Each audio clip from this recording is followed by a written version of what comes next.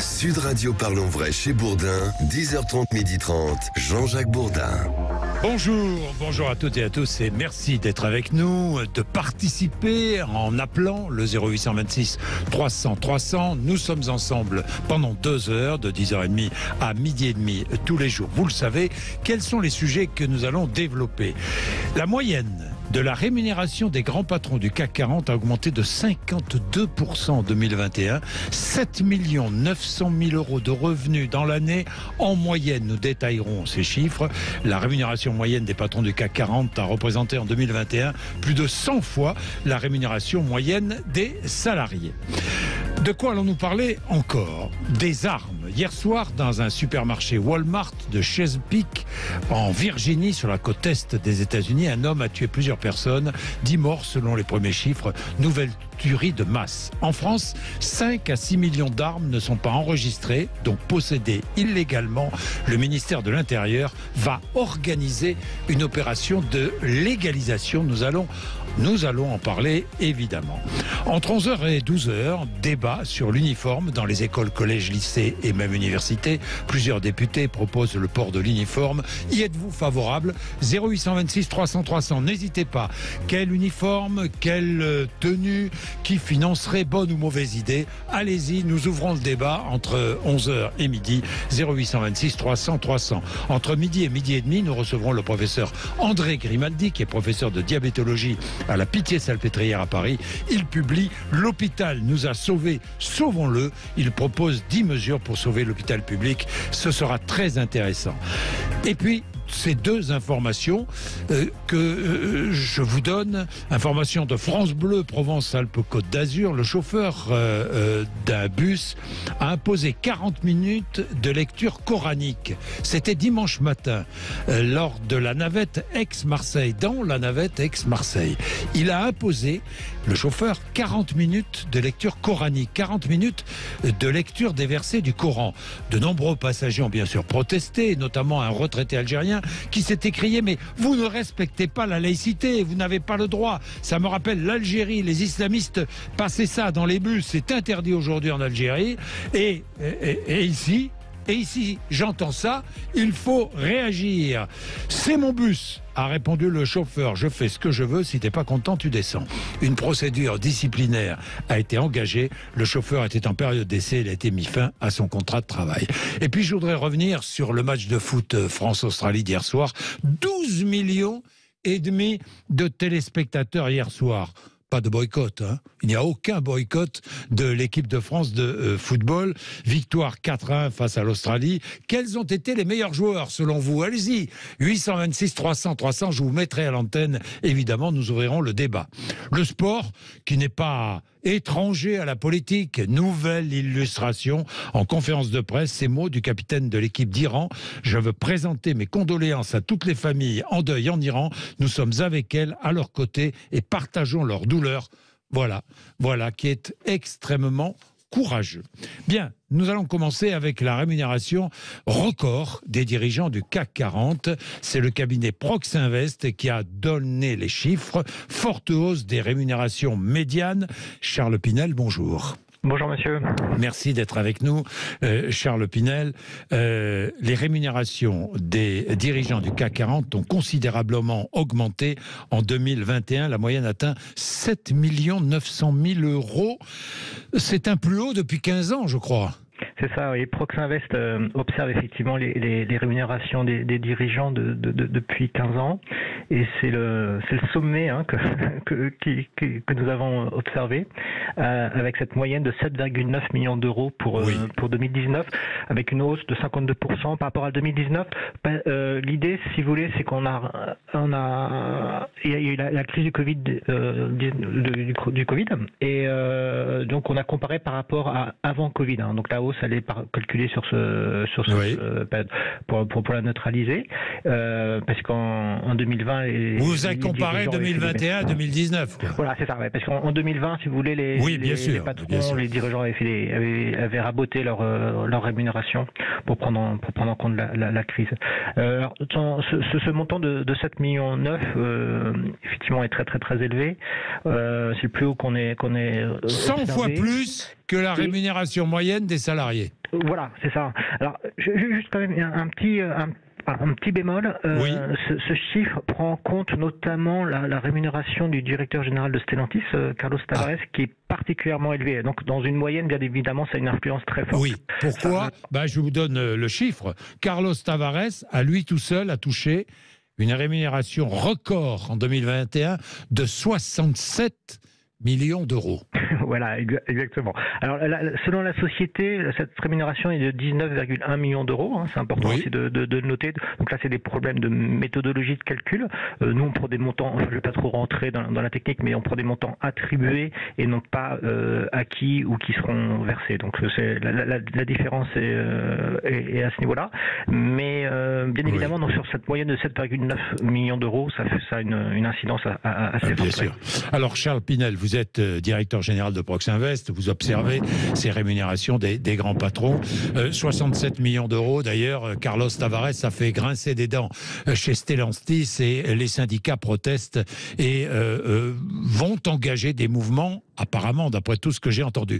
Mais Fred est avec nous, Fred est anime et réagit à ces chiffres. Fred est auto-entrepreneur. Bonjour Fred. Oui, bonjour tout le monde. Oui, donc oui, je vais réagir parce que voilà, c'est toujours pareil, c'est toujours les grands patrons qui se font des fortunes personnelles exponentielles.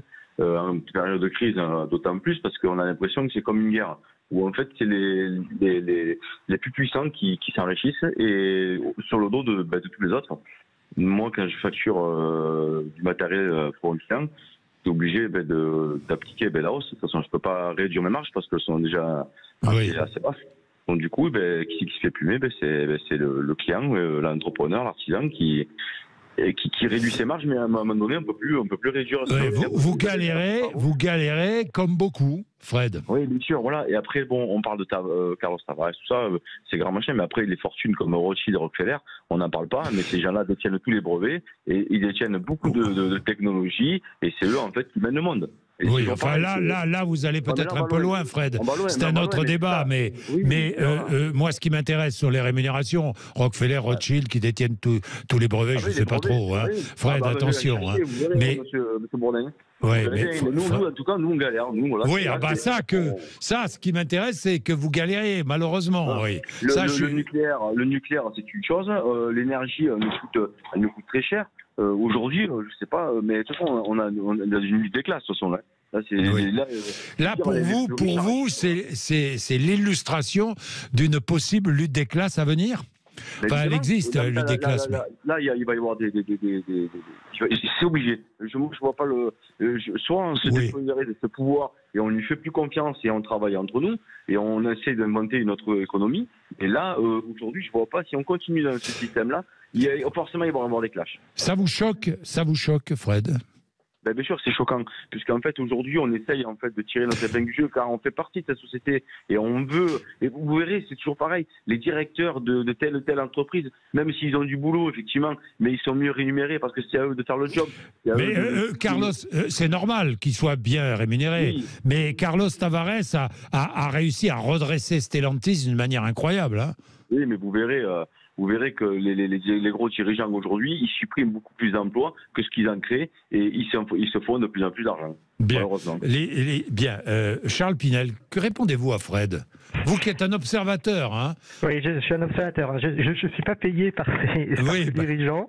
Ça, c'est important de l'avoir en tête. Oui, je sais. Et alors, je pense qu'il faut quand même prendre en compte, d'une part, que là, on parle des grands dirigeants des principales sociétés françaises. Donc, c'est vraiment la partie immergée de l'iceberg.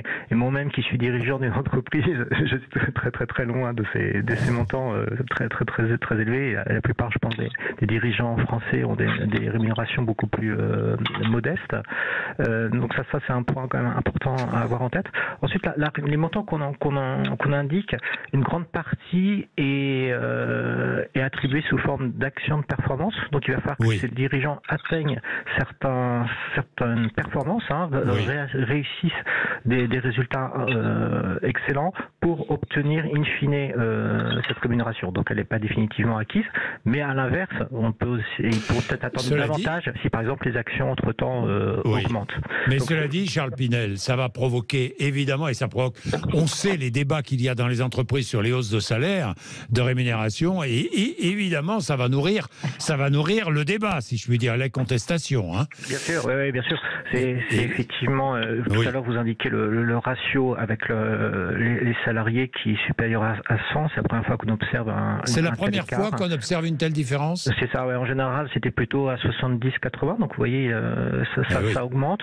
Mais là encore, il faut aussi avoir en tête, je pense que les salariés de sociétés du CAC 40 sont en position plutôt privilégiée par rapport aux salariés de PME. Rien à voir entre le patron d'une société du CAC 40 et le patron d'une PME. Hein. Rien à voir. Vous savez combien ici nous défendons les PME et les TPE. Merci Charles Pinel. Merci à vous. Merci beaucoup. Ça vous fait réagir. 0826 300 300. Je vais parler des armes. Pourquoi est-ce que je vais vous parler des armes dans un instant? Tout simplement parce qu'en France, il y a 5 à 6 millions d'armes qui ne sont pas enregistrées, qui sont donc possédées illégalement. Le ministère de l'Intérieur a réagi et va organiser une opération de légalisation. Nous allons en parler dans un instant. Vous possédez une arme, peut-être, elle est déclarée. Elle n'est pas déclarée. 0826 300 300. Il est 10h42. Sud Radio Parlons Vrai chez Bourdin, 10h30, 12h30, Jean-Jacques Bourdin. Bien, vous réagissez, 0826 300 300, vous réagissez à tous les sujets que nous développons, mais à d'autres sujets aussi. Tiens, par exemple, le match de foot France-Australie d'hier soir, 4-1 pour la France. Quels sont les joueurs que vous avez préférés hier soir? Dites-nous, et on engage un petit débat. 0826 300 300, 12 millions et demi de téléspectateurs hier soir. Où est le boycott? Où est le boycott?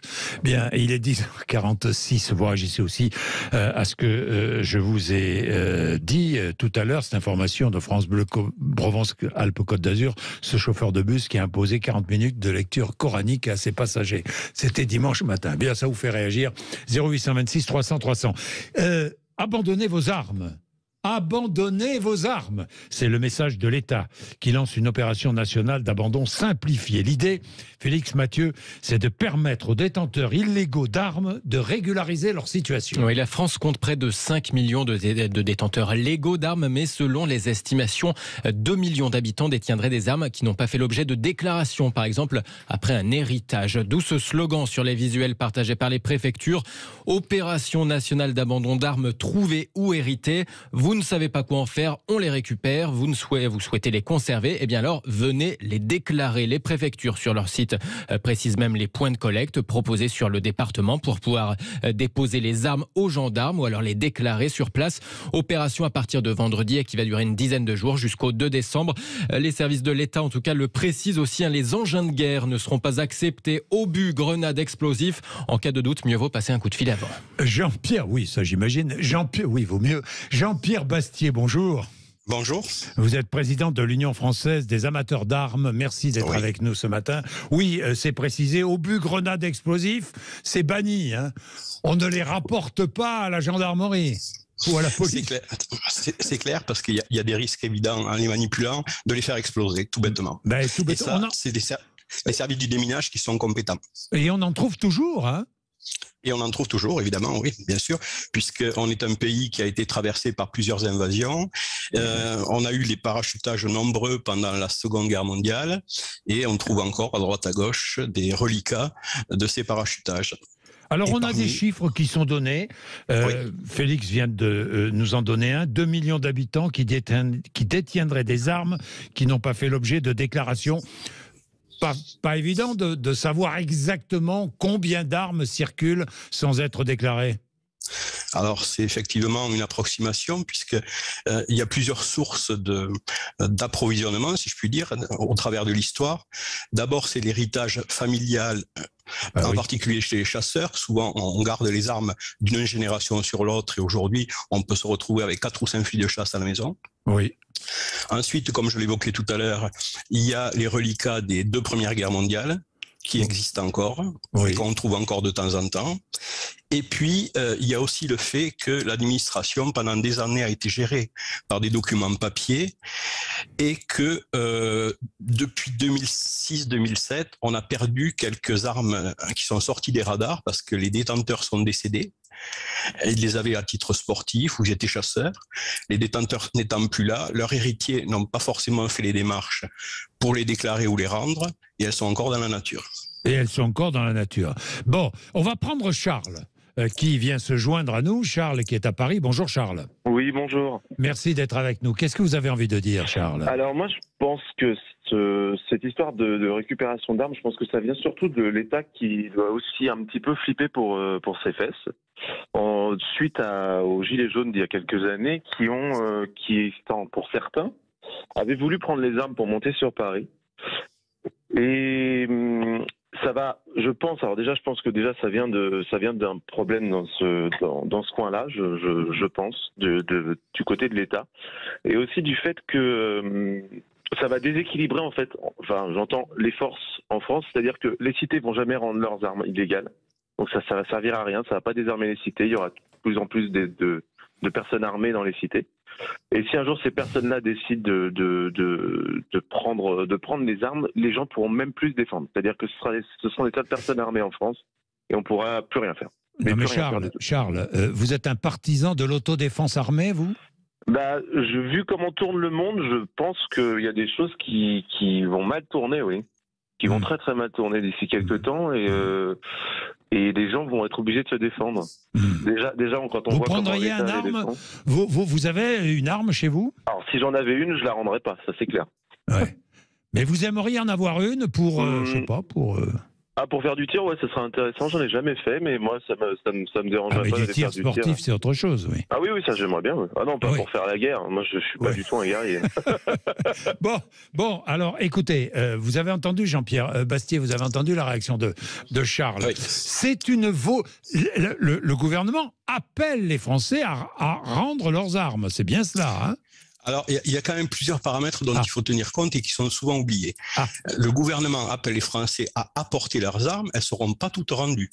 Il y a celles qui seront rendues pour la destruction, celles qui ensuite pourront être réattribuées à leurs détenteurs légaux, mais uniquement en les déclarant au préalable. Ce que veut faire l'État, c'est connaître le trajet de ces armes au fil du temps, c'est-à-dire savoir où elles sont et qui les détient. Mais donc, Charles a raison aussi, Jean-Pierre Bastier.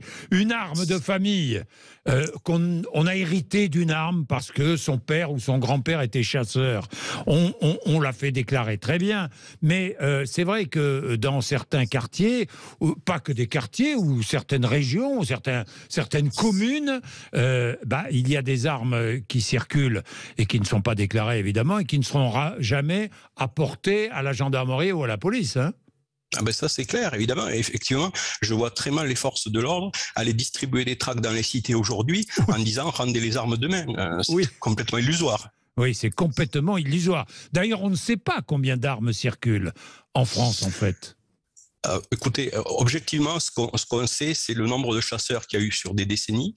Donc, on a une petite idée. On sait qu'on est en gros à 5 millions d'armes qui circuleraient sur le territoire entre ce qui reste des parachutages de la Seconde Guerre mondiale et des armes qui ont transité par les chasseurs pendant un siècle ou un siècle et demi. Et à part les chasseurs, on sait à peu près quel est le trafic d'armes en France ?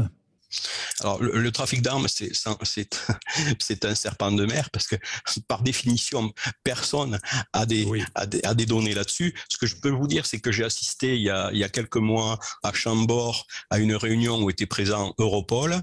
Et les armes qui sont récupérées en Europe sont relativement peu nombreuses. Donc, on fait une fixation sur une Kalachnikov qui a été identifiée dans une cité où elle a servi. Mais il ne faut pas non plus fantasmer, il y en a pas des milliers qui circulent. C'est à chaque fois... Toujours les mêmes qui circulent et qui sont utilisés, quoi, d'ailleurs. Alors oui, et puis les sources d'approvisionnement, on les connaît, c'est les pays de l'Est, c'est des gens qui envoient des fourmis avec 4 ou 5 voitures différentes à les acheter dans des pays que je ne citerai pas.